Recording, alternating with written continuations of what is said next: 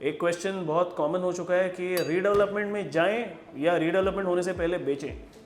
So friends, I have sort of looked at this figures of a real life flat जो redevelopment में जाने का पूरा chance है, लेकिन ये पूरा चांस 12 साल से है. 12 साल से इस सोसाइटी के लोग इसी होप में बैठे हैं कि कभी भी रीडेवलपमेंट हो सकता है, लेकिन 12 साल लग गए, अब तक हुआ नहीं है. सो ये सिचुएशन जैसे आप जानते हो पूरे मुंबई में बहुत कॉमन है.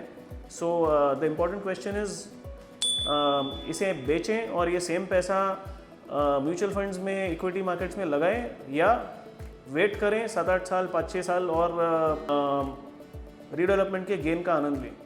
सो इस चीज़ को अगर हम केयरफुली देखें तो ये निष्कर्ष निकलता है दोस्तों कि in most cases if there is no certainty, अगर आपकी बिल्डर के साथ डेवलपमेंट एग्रीमेंट आज नहीं साइन हुई है या अगर नेक्स्ट चंद महीनों में, 2-3 महीनों में अगर नहीं साइन होने वाली है, तो फुल चांस है कि you will be better of investing, selling of and investing the money in a portfolio of bonds and mutual funds.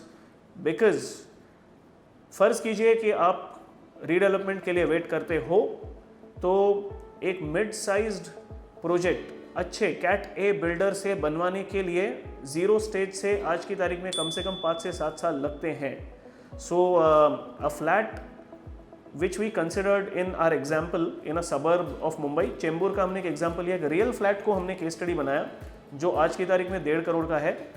ये अगर हम रीडेवलपमेंट के बाद इसे देखें तो ये जाएगा करीब 3.25 करोड़ का, लेकिन ये जर्नी होगी 7 से 8 साल की. Now, if you look at the CAGR, it comes to about 11.5-12% over a 7 to 8 year period. Now, यही पैसा अगर यही रेट आप कंपेयर करो कि इक्विटी मार्केट्स में आप क्या अचीव कर सकते हो, तो इवन निफ्टी 7 से 8 साल के किसी भी पीरियड को आप देखें तो निफ्टी ने भी इससे ज़्यादा रिटर्न प्रोवाइड किया है. 12 to 13% निफ्टी रिटर्न बहुत आम है.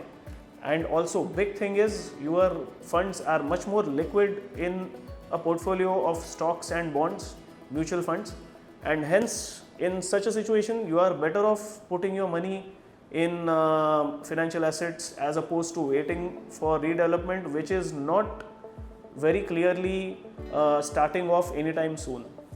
Cheers.